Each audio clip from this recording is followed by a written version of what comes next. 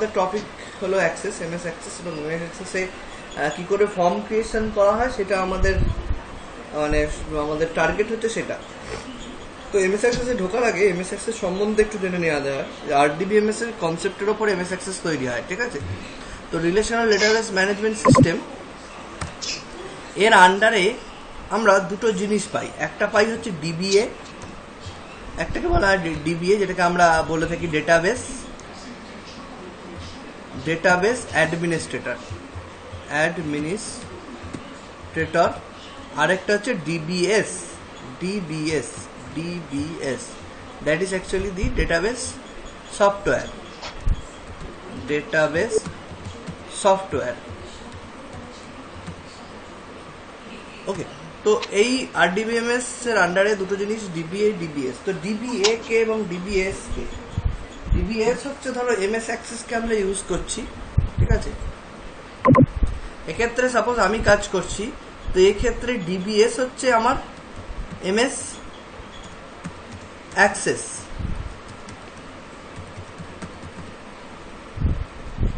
ঠিক আছে। MS access হচ্ছে আমার এক্ষেত্রে ডিবিএস। কিন্তু যদি আমি বা অন্য কোনো যদি কিছু ইউজ করি, আমি এখন ডিবিএস হিসাবে এমএস অ্যাক্সেসকে ইউজ করছি। ডিবিএ হচ্ছে যে ইউজার, যে এটাকে ইউজ করছে। সাপোজ আমি যদি করে থাকি, এখন সুপ্রতিভ হচ্ছে তার ইউজার। তো এই আরডিবিএমএস, ডিবিএ, ডিবিএস। তো এবার আমরা কি করি actually, what is database? Database কি, ডেটাবেস জিনিসটা কি? আমরা তো অনেক ডেটাবেস নিয়ে কথা বলছি। সামনে প্রথম কথাটা হচ্ছে ডেটাবেস। ডেটাবেসকে আমরা বলে থাকি যে the location where we store our data permanently.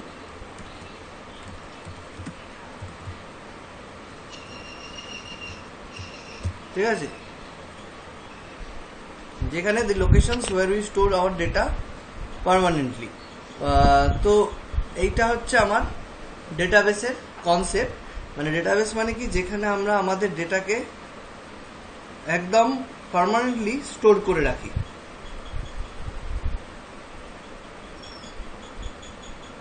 ঠিক আছে, তো সেটা হলো ডেটাবেসের প্রথম কনসেপ্ট। এরপর যে জায়গাটা, এবার পার্মানেন্টলি কোথায় স্টোর করি, the location where we store our data permanently, সেটা কোথায় স্টোর হয়? স্টোর হয় হচ্ছে সবসময় ফিজিক্যাল স্টোরেজে। এটা অলওয়েজ ফিজিক্যাল স্টোরেজে স্টোর হয়, মানে হার্ড ডিস্কে। দ্যাট মিনস বা that is we store the record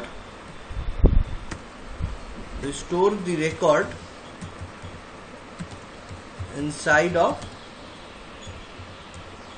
hard disk।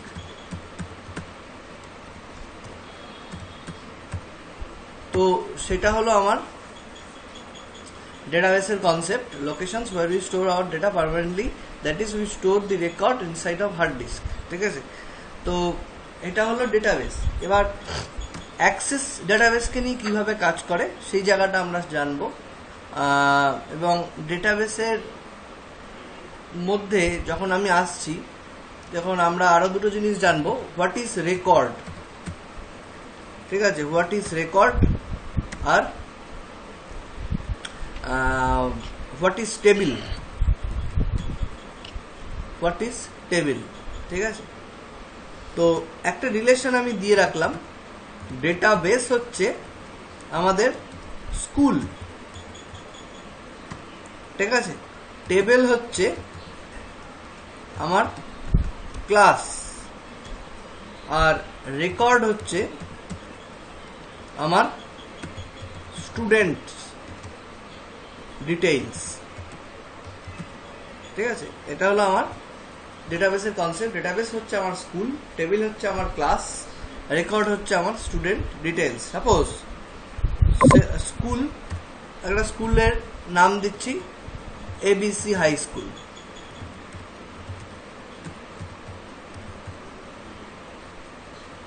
সেক্ষেত্রে ক্লাস ধরলাম 12-এর ডেটা, রেকর্ড ডিটেলসে আমি ধরলাম রাম যাদব, ঠিক আছে। তো রাম যাদব হচ্ছে আমার এবিসি হাই স্কুল, আমার ডেটাবেসটা হচ্ছে এবিসি হাই স্কুল, তার আন্ডারে টেবিল আছে 12-এর একটা টেবিল আছে 12 ক্লাসের, এবং সেই আন্ডারে একটা স্টুডেন্ট হচ্ছে আমার রাম যাদব। তো আর এই পুরো জিনিসটা, এই রেকর্ড হচ্ছে রাম যাদবের যা ডিটেলস আছে সেটা আমার একটা রেকর্ড, একটা অ্যাটমিক রেকর্ড, ঠিক আছে। আর ঠিক একই রকম ভাবে টেবিল হচ্ছে আমার 12-এর টেবিলটা, 12-এর টেবিলের আন্ডারে রাম যাদব ছাড়াও আরো অনেক রেকর্ড আছে, মানে ওয়ান টেবিল। তাহলে এটাই দাঁড়াচ্ছে ওয়ান টেবিল কনসিস্ট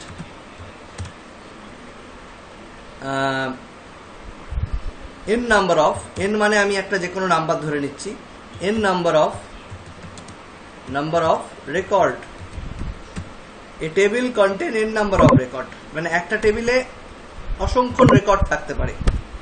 একটা 12-এর ক্লাসে যতগুলো স্টুডেন্ট আছে তাদের প্রত্যেকের রেকর্ড, যদি 100 জন স্টুডেন্ট থাকে তাহলে 100টা রেকর্ড পাবো, 100 numbers of record. And a database consist n number of table inside of it, n number of table, ঠিক আছে। তাহলে একটা table consist of n number of record and a database consist of n number of table, ঠিক আছে। That means আর একটু ভেঙে বুঝিয়ে দিলাম যে সাপোজ, তাহলে এখানে বোঝা যাচ্ছে যে একটা টেবিল অনেকগুলো রেকর্ড কনসিস্ট করবে, আবার একটা ডেটাবেস অনেকগুলো টেবিল কনসিস্ট করবে, ঠিক আছে। তার মানে একটা স্কুলের অনেকগুলো ক্লাস থাকতে পারে, একটা ক্লাসের অনেকগুলো স্টুডেন্ট থাকতে পারে, ঠিক আছে। তা আমরা এবার আসছি যে অ্যাক্সেসের ব্যাপারটা বোঝা গেছে আমি যেগুলো লিখলাম এখানে।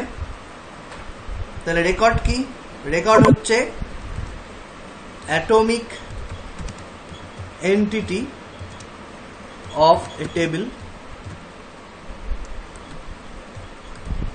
Atomic entity of a table. আর টেবিল কি? the collection of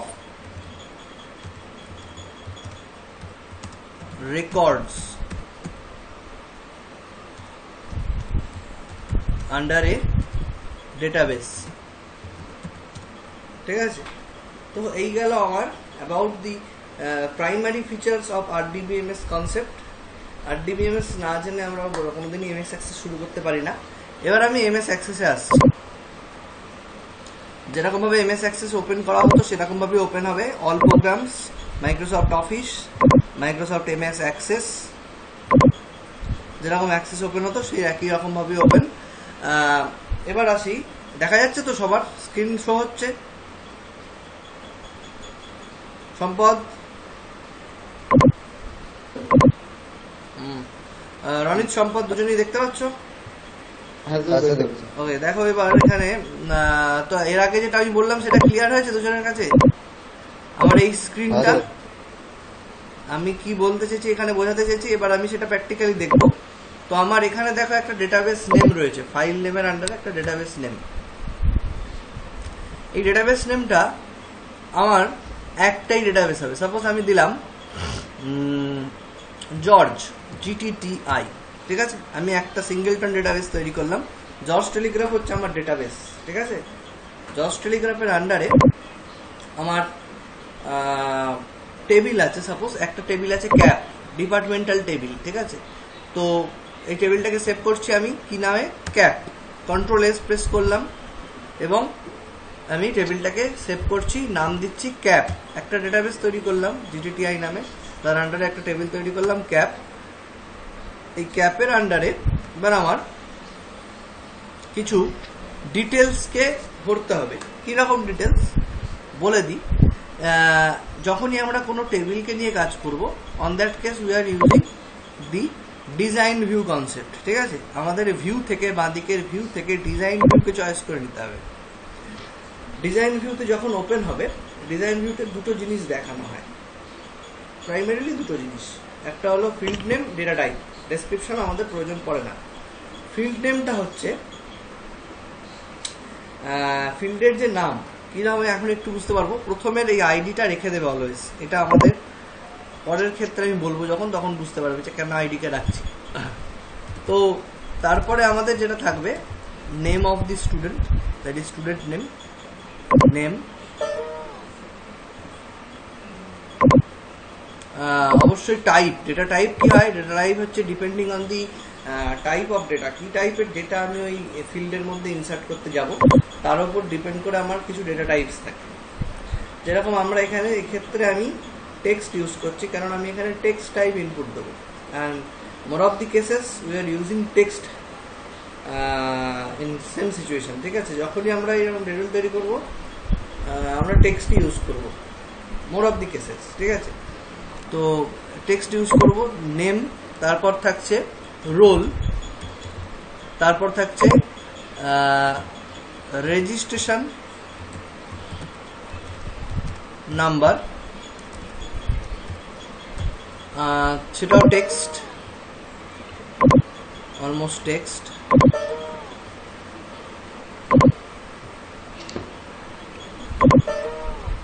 কি বলছে, the field name inventor does not follow Microsoft Access object naming rules. If you pasted the names from another application, try to pressing escape to typing the name again. ঠিক আছে, বলছে যে কেন এখানে প্রবলেমটা দিচ্ছে বলতো, এখানে আমি কোনো ক্ষেত্রে স্পেস ইউজ করতে পারি না, আমাদের সবসময় আন্ডারস্কোর ইউজ করতে হবে।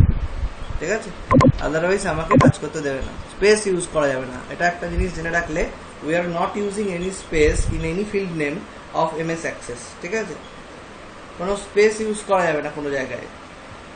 If you want to use space in any of the name of any field, use underscore on there. ঠিক আছে, আন্ডারস্কোর ইউজ করতে হবে এই জায়গায়। ওকে, তো তারপর যেটা রয়েছে যে রেজিস্ট্রেশন নাম্বার, আমি name, roll, registration number, father's name, এই দুটো দিয়ে শুরু শেষ করছি। ফাদার্স নেম, তো এই চারটে ফিল্ড রেখেছি আমি, name, roll, registration number, father's name. তো এবার আমার টেবিলটা রেডি, আমি সেভ করলাম, Ctrl+S আরেকবার প্রেস করব। কাজ শেষ হয়ে গেলে আমি আমার ড্যাশবোর্ড ক্লিন করে দেবো, ক্লোজ। আমার টেবিল কমপ্লিট, ক্রিয়েশন কমপ্লিট। ঠিক আছে, আমার যখন টেবিল ক্রিয়েশন কমপ্লিট হয়ে যাবে আমি টেবিলটাকে ক্লোজ করে দেবো, রাখবো না টেবিলটাকে। এবার আমার টেবিলের মধ্যে ডেটা ইনসার্ট দেওয়ার পালা। তো টেবিলের মধ্যে ডেটা যখন ইনসার্ট করতে হবে তার জন্য আমরা একটা টুলস ইউজ করি, ফর্ম।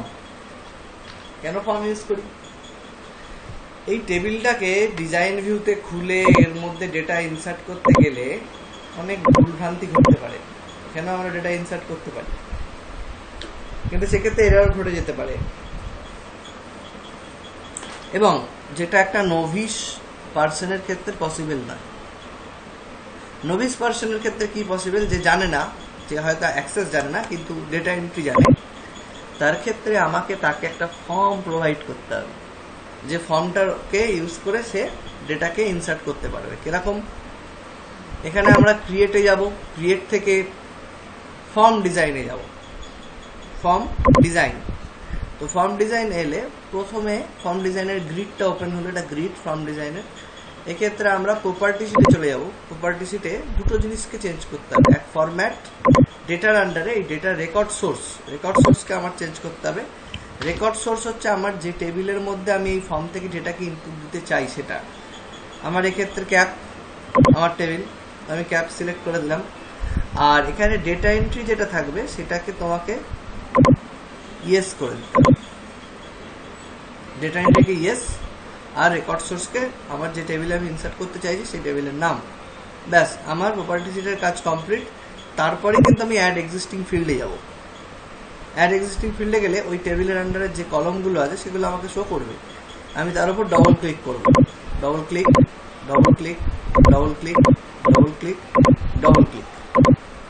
আমার এখানে ফর্মটা ডিজাইন হয়ে যাবে নিজে নিজেই, আমার আর কিছু করার দরকার নেই। If you want to align the form, in that case তুমি চেঞ্জ করতে পারো, আদারওয়াইজ নট নিডেড। ঠিক আছে, তো এরপর আমি এখানে একটা বাটন প্রোভাইড করব। তো এখানে আমার টুলসের, কন্ট্রোলসের আন্ডারে টুলসের মধ্যে বাটন পেয়ে যাচ্ছি।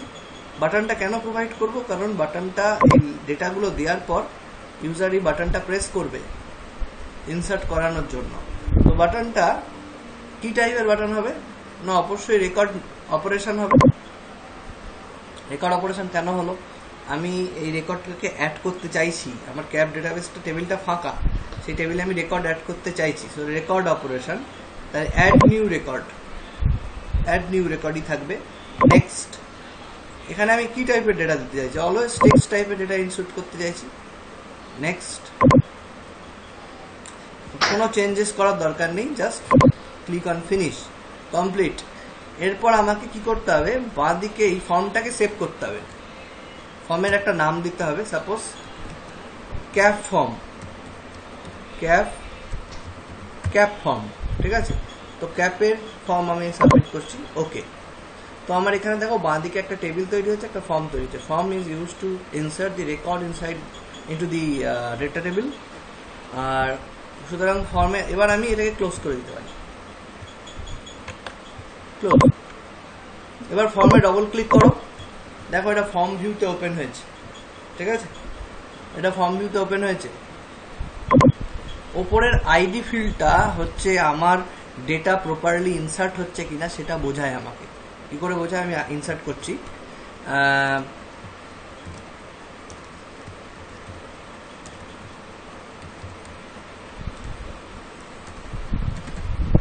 সুপ্রতিম অধিকারী, আমি ঢুকলাম প্রথমে, রোল 1, রেজিস্ট্রেশন নাম্বার সাপোজ একটা দিলাম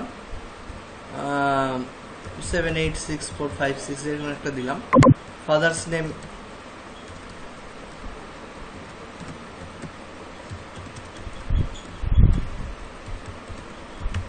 তো আমার ডেটা দেয়া কমপ্লিট। আমি অ্যাড রেকর্ডে ক্লিক করব, দেখো আবার নিউ হয়ে গেছে, ঠিক আছে। তো তুমি ভাবতে পারো যে আমার রেকর্ড তাহলে ইনসার্ট হলো কি হলো না।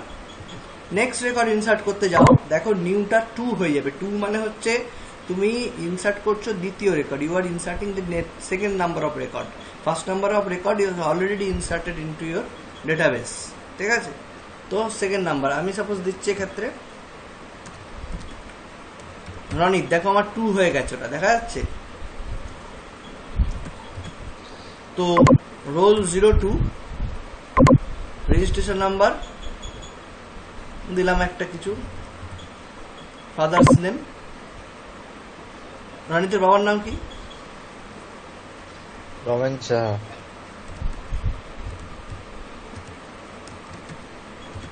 ওকে। তো আমি রেকর্ড অ্যাড করলাম, আমার 2টো রেকর্ড অ্যাড হলো। তো এবার আমি 2টো রেকর্ড অ্যাড করবো এবং বাকি যখনই যা রেকর্ড অ্যাড করতে যাবো, নেক্সট রেকর্ড যখন অ্যাড করতে যাব, তখনও আমি সাপোজ আমি যদি নেক্সট রেকর্ড অ্যাড করতে চাই সম্পদের, দেখো আমার 3 হয়ে গেছে, ঠিক আছে। তো রোল নাম্বার আমি এক্ষেত্রে দিচ্ছি 03, রেজিস্ট্রেশন নাম্বার একটা দিলাম, ফাদার্স নেম, সম্পদের বাবার নাম কি, লেট মহাদেব মজুমদার।